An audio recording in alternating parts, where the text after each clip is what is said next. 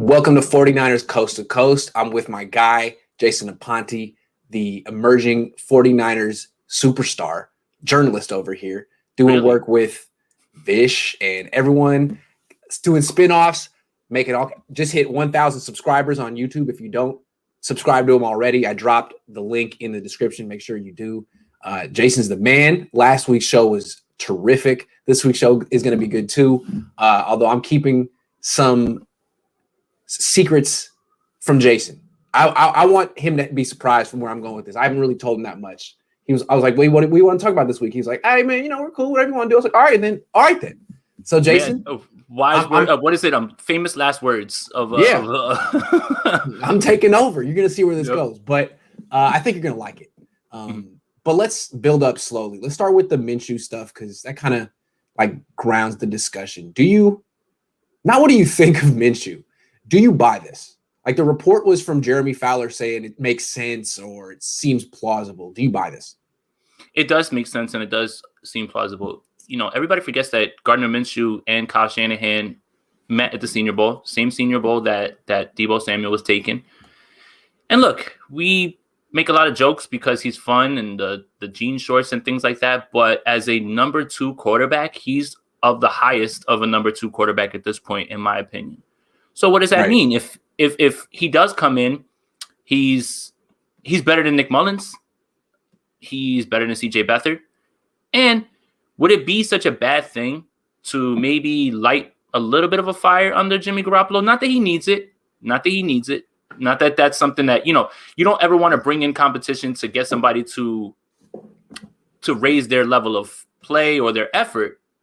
But I'll tell you this, if I'm him or if you bring in someone behind me, I'm going to start working a little bit harder if I wasn't. And there's nothing wrong with that. So 1, it makes sense from the connection with Kyle. 2, it makes sense because with all the talk about upgrading the backup quarterback position, I don't know that you probably have anybody left that is a backup upgrade. It would just be Minshew at this point. You swung and missed on Dalton. You swung and missed on, well, not swung and missed. You missed out on them. There's no indication that they were in on them. But right. Minshew's fine as a number 2 quarterback. Honestly, being in Jacksonville puts a lot of stink on him. And yes, there's some bad tape and some bad throws out there, but there's some good stuff on there as well too. So, I mean, again, as a backup quarterback, I don't have an issue with it. I really don't. As an upgrade to Jimmy Garoppolo, that I don't think is true. That's just my opinion. See, What I don't like about Minshew as a backup is that to me, if they were to sign him or trade for him, they'd be trading for him. That to me would signal that they're not going to be drafting a quarterback in the top 3 rounds or maybe at all. And I feel like that's a waste. That's a missed opportunity. I think they should be drafting a quarterback and that should be their backup. They're looking for an upgrade. That's what I want. Yeah, like why would you? It's like well, we can't get the quarterback we want in round 2, and whoever we get in round 2 won't be as good as Minshew. You don't know that. I mean, a guy in round 2 could have some upside. I would be more interested in them taking a quarterback in either one of those 2 rounds than trading for Minshew. That's all I'm saying. What do you think? I mean, how do you feel about that? You're absolutely right. Listen, with everything that the 49ers have done in free agency, they've kind of put themselves in a spot where number 12, you can do whatever you want. I just don't know what they're going to do. That's it. Right. It's less about that, but you've opened yourself up and you haven't tipped your hand to what you can do. You want to take a quarterback at 12? Do you want to try to move up? You can. Do you maybe want to trade back, get some picks, and still take a quarterback later on, no matter who that is, to be a backup? You can. That's the best part of what they did in free agency, and that's really what I loved about all those moves. I know that I saw a lot of people saying, well, they're bringing back guys that were on the team, so it's not. But honestly, there's no glaring hole on this team right now going into the draft. So now you put yourself in a position where at 12, you can do whatever you want, whether that's move up, move down, or stay at 12. I don't know. But all of those things are on the table. Yeah, and any position is on the table. And the way I interpret that is quarterback's on the table. That's the way I look at it. The Niners have addressed everything. They don't have to get a corner. I mean, they're paying 2 corners about $5 million this year. They're not going to pay him to be on the bench. That's not the plan. So if they want to take a quarterback and sit him on the bench for a year, and see how Jimmy Garoppolo does. If he rebounds, then you can trade this young quarterback. Or if Jimmy Garoppolo doesn't, then you get rid of him and give the team to the quarterback next year. I think that's got to be the plan. And I think this Minshew stuff, like, I don't put much weight into it. I think it's people who are smart, putting the pieces together. You can see it from the Senior Bowl. It makes sense. But I don't think Kyle Shanahan and Mike Shanahan are really going to tip their hand. No one knew they liked CJ Beathard before they drafted CJ Beathard. I think they're going to I'm guessing they're going to draft a quarterback, and the smoke behind the Minshew, Dalton, the Trubisky was maybe just smoke. Counterpoint. Can I play the other side? Of course. Okay. Yes. So with this roster, even with all of the injuries last year, you could see that if there was any sort of consistent backup play, i.e. turn the ball over 2 times instead of 4, right? How many more games would the 49ers have won? And they probably would be in the playoffs.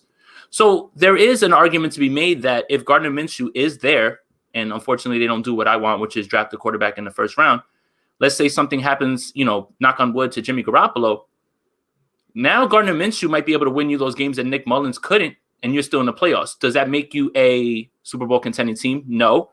But I feel like after watching Nick Mullins and CJ Beathard kick away games, that's kind of what the thought process might be. Of course.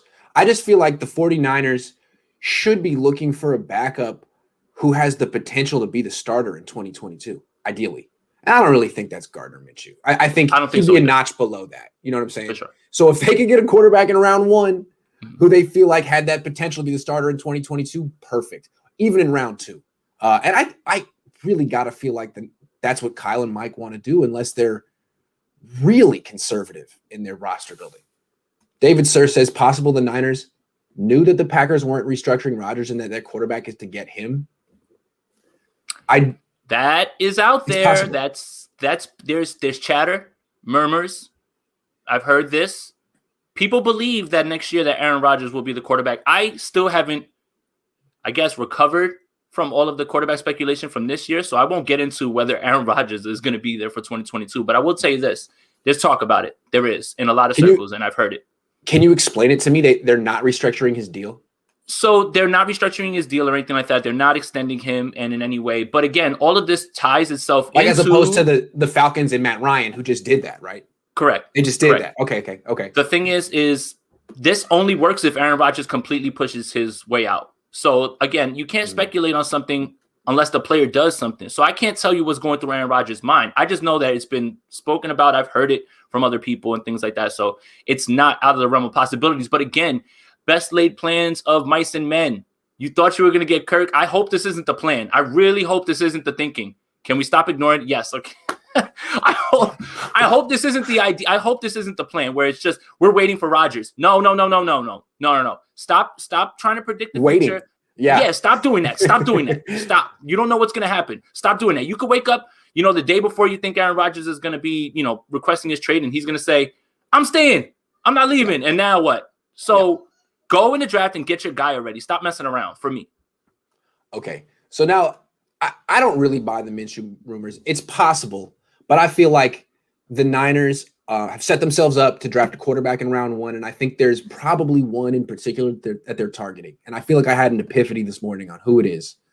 And I say this as someone who kind of predicted the CJ Beathard thing. In 2017, I had him in at least 2 of probably 17 mock drafts. So I was aware of CJ Beathard, and I had watched his film, and I realized, look, I mean, his highlights are him under center doing play action, rolling right, rolling left. It's like the 3 things that the Kyle and Mike Shanahan brain trust need to see. They need to see you turn your back to the defense. They need to see you throw rolling right. They need to see you throw rolling left. If you can't do those things, they feel you don't fit their offense. So Beathard did it. I could see the fit. I thought they'd take him in round 6. They took him in round 3. I feel like the 49ers, or those 2 in particular, reduce quarterback scouting almost to those 3 things. Obviously, there's more. But if you can't do those 3 things, I think they're turned off because they feel like they can't run their system. So do you think there's something to that? And if so, do you know where I'm going with this? I do. Here's the thing. Traits-wise, I can kind of see exactly what Kyle likes. In structure, on time, things like that. That's really what he liked about Kirk Cousins. Remember, the RG3 thing was Dan Snyder getting in the way. And Kyle had to make it work, and they did. Offensive Rookie of the Year, they made it work. I think that Kyle wants a quarterback that can sometimes bail him out so he doesn't have to be 100% perfect. It's got to be straining on you to every single play call say, I have to pick the right play because I'm not confident in this A, B, or C. sometimes you want a quarterback that you call a play, maybe it breaks down, but they make a play for you. And that's really what I think he's looking for. Not necessarily an athletic or mobile quarterback, not that at all. Just a guy who it doesn't have to be the exact straight perfect play call, but the quarterback can make things happen and lift up anything that happens on the play. And I think that's part of it as well too. But he does want somebody who can go through his progressions and read everything as well too. And I like he uses the word computer a lot. That's really what he's really looking for. But who has that mind? Who has that in the draft? So I'm interested to hear who you've come around to thinking that it's him. Well, I keep coming to 3 traits that I feel like Kyle Shanahan values more than others that he's looking at. It's like, it's not just all those things. It's also, he looks at the ability to turn your back to the defense as almost like a trait.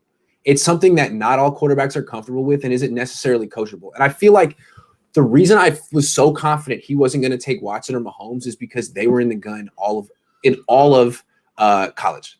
And Kyle would just say, look, how can you expect me to spend a first-round pick on a quarterback that's going to be doing something in my offense that I haven't seen them do in college? I just haven't seen him do it. That's what I could hear him saying it.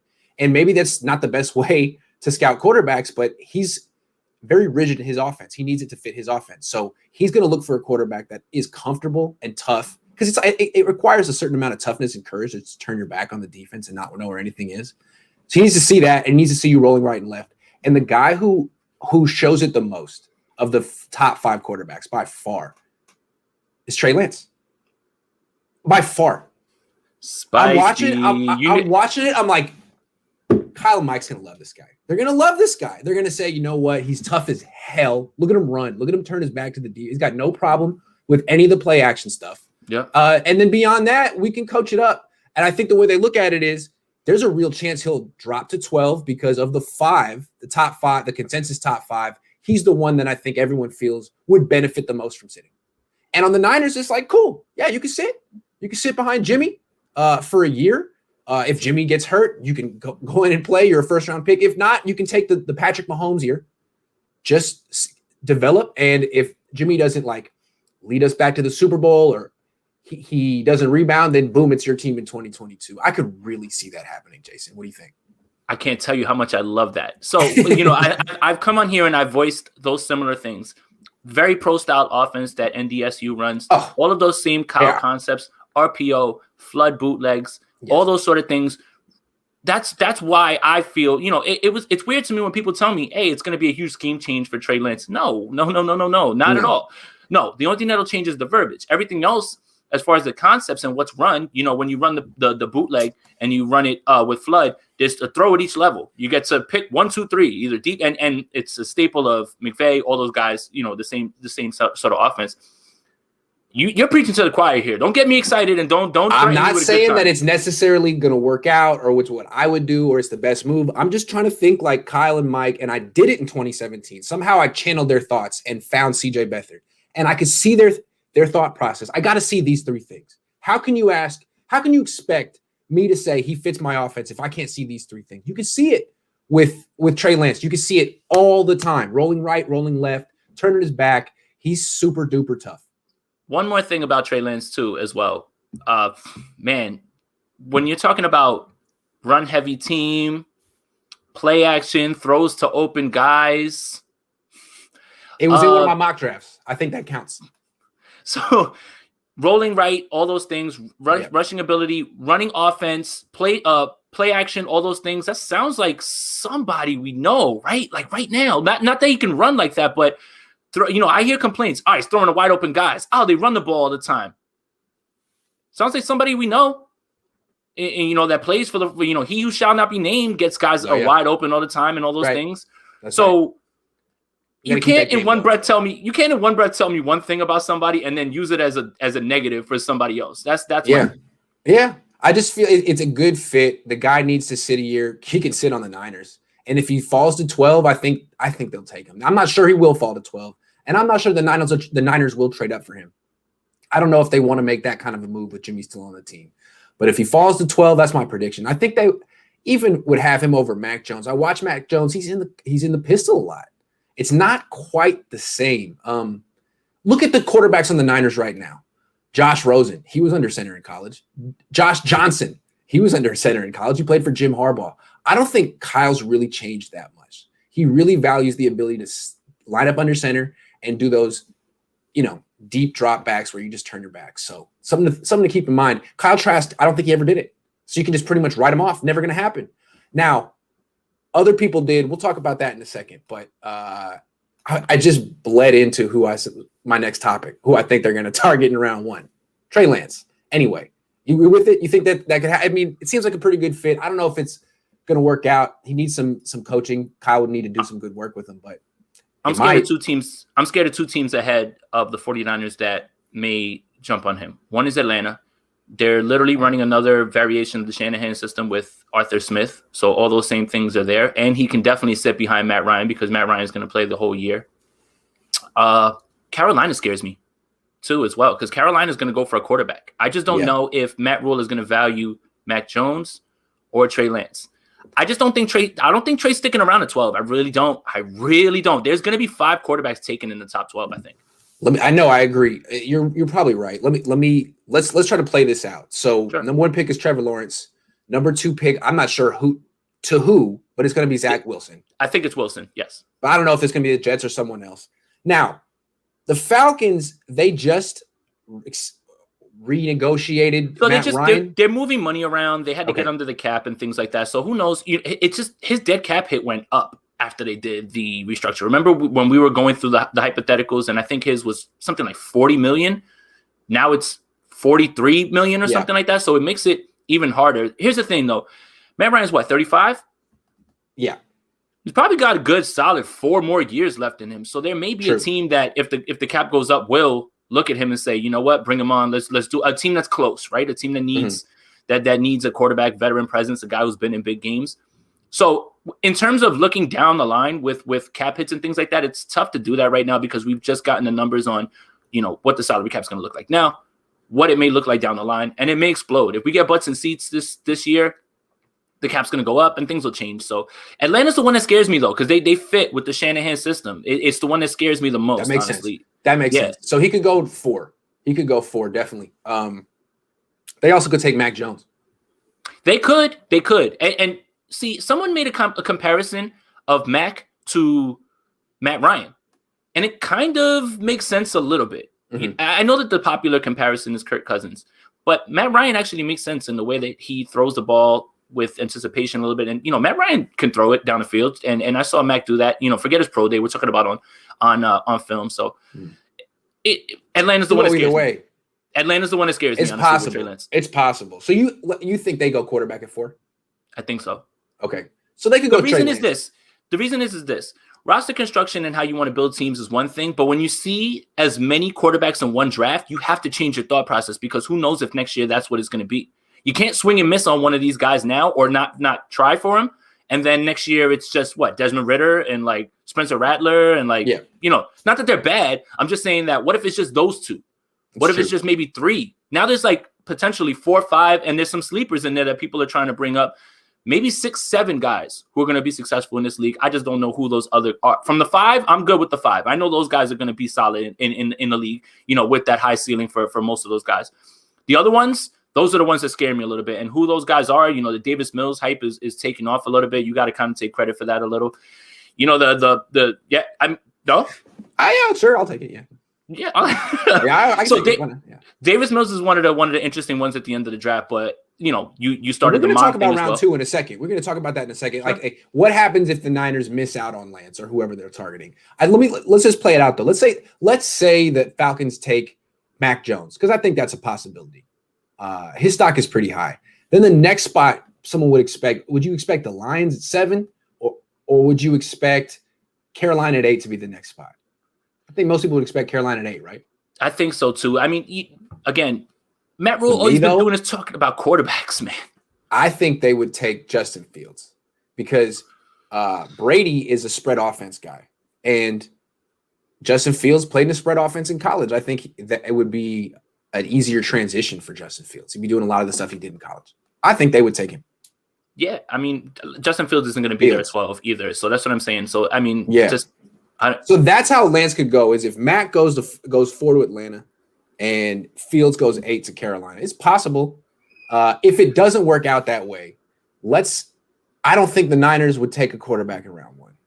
I just don't feel like they stick at 12. If they stick at 12 and the 5 Lance are is in there and the 5 are off. The 5 are off. I don't think they would take a quarterback. So let's say them trading back.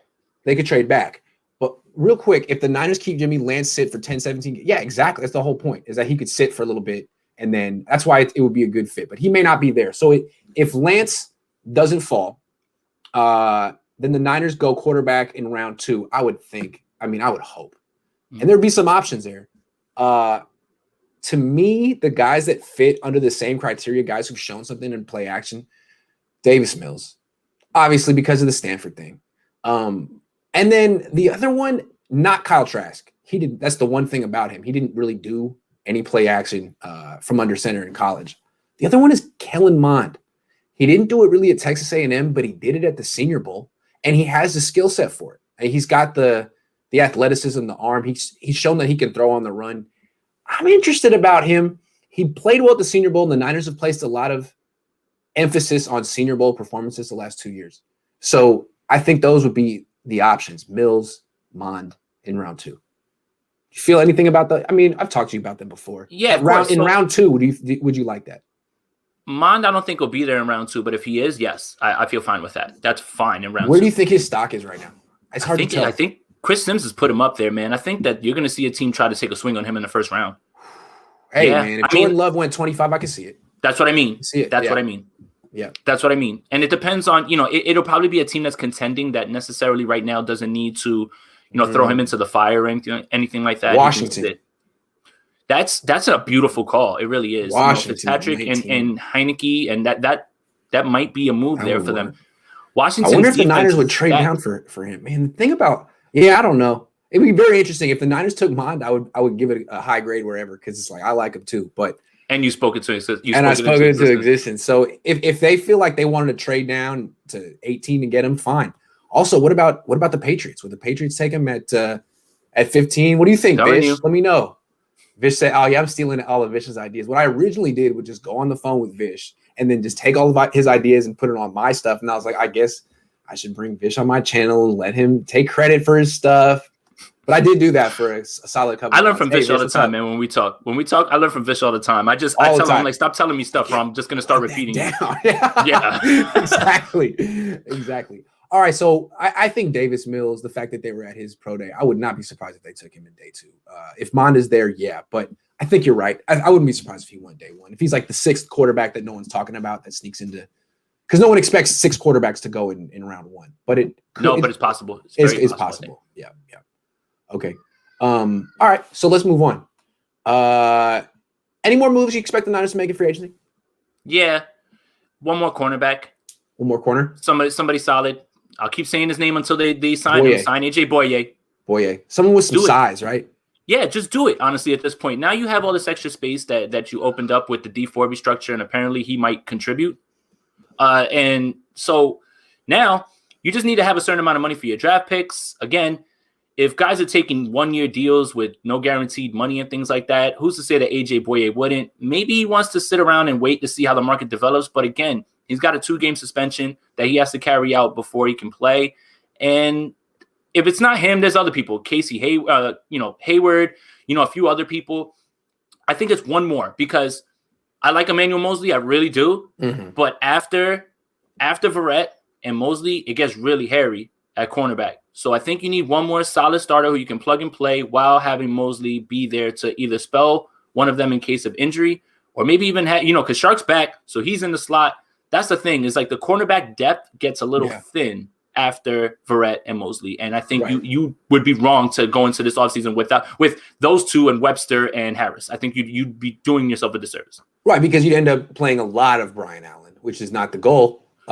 Jason Verrett and Mosley both missed time last year. They're both good corners. Verrett's excellent, but you got to count on them to miss time again next year. It just happens. And you want someone who's starting caliber to be able to fill in. AJ Boye would count. He's probably not that expensive. No. And then the safeties are good. Ward, Tart, Harris, Moore, you're fine. There. Yeah, you're fine up there. You're fine. There. That's what makes that Tart move so great. It just does. Mm-hmm. It's not only what he does for the defense, But I'm talking about straight up depth. You've got 4 guys who have seen the field. You're comfortable at least enough with them playing, whether, the reason that they're backups is their deficiencies or whatever, because Tart doesn't give up those big plays. Tarvarius Moore does at times, and sometimes he there's coverage lapses and things like that. But you need to have that, especially considering, look, no disrespect to Tart, but he hasn't been healthy for a full season, so you can't set your watch to what he does when he's on the field. There's no discussion. And then the same thing with Ward. So that's the thing. Now, when you're talking about cornerbacks, I think you need to bring in 1 or 2 more guys, even 1 more guy, honestly, that will be like maybe not a practice squad guy, but somebody who's a vet in the league that maybe people are just down on at this point. But you just want somebody in the room that either 1 can help these guys and 2 provide depth. Right, because if they don't do that, then it really tips their hand for the draft. Like they would have to take a corner at no later than round 3. Absolutely, one of their top 3 picks. For sure. Boye, and it's got to be someone big. Got to, because they don't currently match up with DK Metcalf at all. And Spoon did that. Spoon did that. So they have to replace Ahkello Witherspoon in their rotation. He had a spot in their rotation. He matched up against certain players. It seems like they're transitioning to more of a man-to-man coverage scheme anyway. So they got to get a big corner. And it seems like if they don't get Boye, then maybe they're targeting Tyson Campbell in round 2 or Patrick Surtain in round. Maybe they just do something they haven't done in 20 freaking years and take a corner in round 1. I don't know. It's possible. But I'm scared about Surtain. Yeah, me too. I mean, he tests well. He's smart. But when you watch him, it seems like he doesn't have that burst he gives up a lot of separation, it seems like.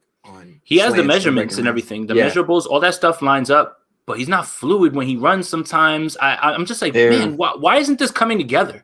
Yeah. I think he's a little overrated. I don't know. Sean says, does Atlanta draft a quarterback since they restructured Ryan? It's a good question. We're thinking probably yes. I mean, why would they pass up this opportunity? If they like a guy, they probably will. Jerry Moore says, guys, why aren't we reaching out to Aldon Smith on a cheap deal? Not for every down, but as a situational pass specialist. Bosa, Ebukam, and Smith. I think it shows confidence that they all right. Per people that are around the team that have told me, D Ford's at the facility. He's been running. They expect him to contribute. I just hope that they change the way that they handled him. Stop practicing him. He's a game guy. Don't let him practice. Yeah. Just get him ready for the game. Let him work on the side. Is that how he got hurt this past year? Yeah, so the Chiefs managed him that way. No practice all week and work on the side, fire him up for game day and bring him in situationally. The 49ers, they want to instill culture. They want people to practice and things like that. You can't do that with him. You're going to burn him out at this point. So I think that kind of tips their hand a little bit about how they feel about what's going to happen with D Ford, honestly. And that, to me, is shocking. So here's what I'll tell 49ers fans. If you get 1 snap from D Ford this year, should be more than what you're expecting. Expect nothing and take everything that he gives as a plus. That's really where I'm at with it. To expect D Ford to be D Ford from 2019, that's wrong. I don't think you can do that. But is it possible? Yeah. But he apparently around the facility, he's there and they've seen him and he's ready to go. Those are the words. Ready to go. Wow. Let's just see if his body can hold up the contact. All right, I got two more discussion topics for you. One, I think we both see the possibility that they could have Trey Lance and Jimmy Garoppolo on the team next year. That basically the roster's set and the next move is to draft Trey Lance. Maybe a couple of moves here, a couple corners, stuff like that. But basically the roster as it is now plus Trey Lance. How far does that go? That's a playoff team. It's a playoff That's team? an 11-win team. 11-win team? 11-7? 11-6. 11-6. 11-6. I'm sorry. 11-6. That's an 11-6 team. I see that. Again, catastrophic injuries last year. Defense still performed. Now, all things considered, everybody should be back. I think that it's an 11-win team, honestly, even with Jimmy Garoppolo. If Jimmy Garoppolo plays 16, this team wins 11 games. And just that's barring anything catastrophic happening with, big players on either side of the ball.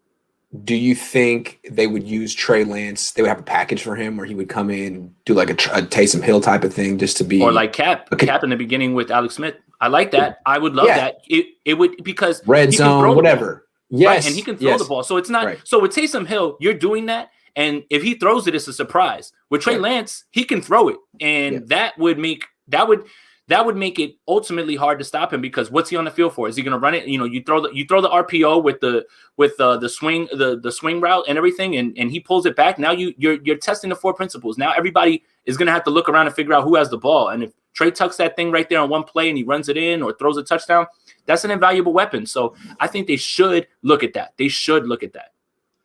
Last Second Sports is saying Trey Lance, you sure, Grant? He's a project, and Shaney isn't a fan of projects. I don't know about a project. He just needs to. I'm not. I was bullish on him just coming in and starting day one. I really ideally would like him to sit, though. Yeah, that would if he can sit 1 year, he's fine. A project is.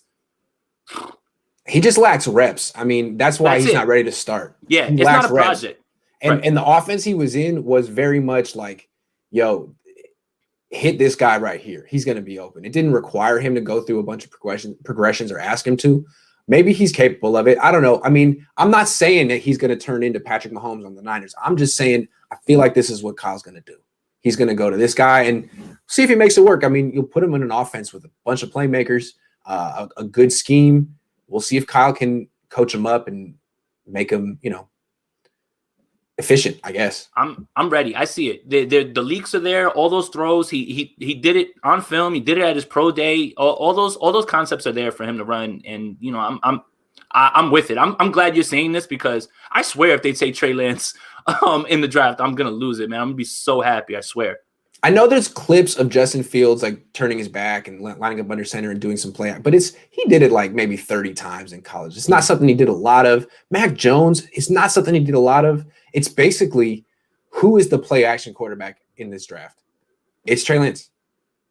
And I'm not saying that's the best way to draft a quarterback, but again, this is a play action offense, and it's probably the most pure play action offense. Mike Shanahan, man, this is his thing. They take it very seriously. They look at offense a little differently, and I think when they look at Trey Lance, they might see him as less of a project than other people. And if you listen to what Chris Sims said about Trey Lance, he didn't really have anything bad to say about him other than he's inexperienced.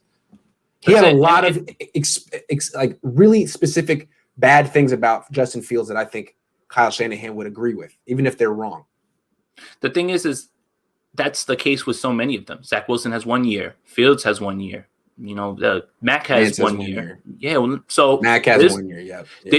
Those concerns with him, they don't come in with other people. It's just odd to me. Oh, that should be a concern. That should be a concern for everybody. Yep.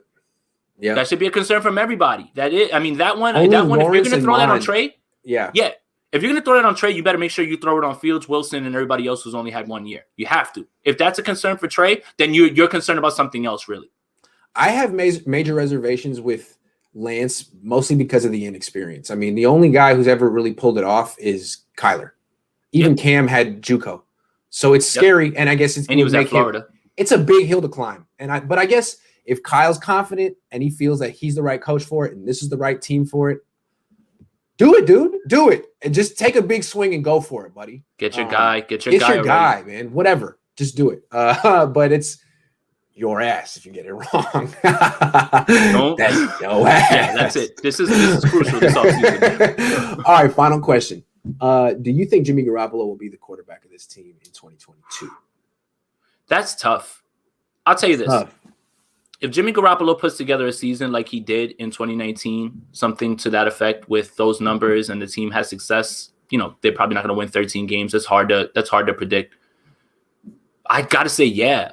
Honestly, if Jimmy comes out and he balls this year and he's running the offense the way that he did in 2019, that defense is putting him in good spots. Sorry about that. And the defense is putting him in good spots to win, and he does. I think he is. I really do. I mean, it is a little telling that they haven't extended him, restructured him, anything like that. But at the same time, who could argue if that team is playing well and they want to bring him back in 2022? So for right now, I'm going to say, I don't know, because it has a lot to do with what happens this year, because he's going to be back this year. It's going to happen. What happens this year? How does he perform this year? If after 4 or 5 games he comes out and looks sluggish, yeah, that might change my mind, but let's see. Yeah. I mean, it depends on where and if the Niners draft a quarterback, but if they take a quarterback at 12, this to me feels like 2017 Kansas City, where, hey, Alex, we really like you. You're a good quarterback, dude, but time's up, man. And Alex Smith that year in 2017 had his best year by far as an NFL quarterback. I think he led the league in quarterback rating. Then he went to the playoffs and did what he does, which is lose.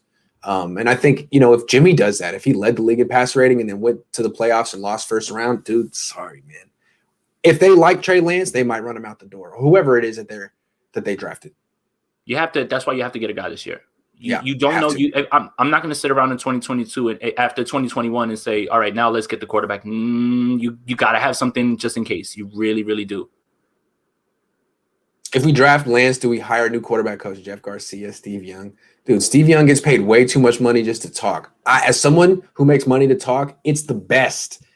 Coaching is way harder. Those coaches work so hard. What you understand about position coaches is basically like it's way more than a 9 to 5.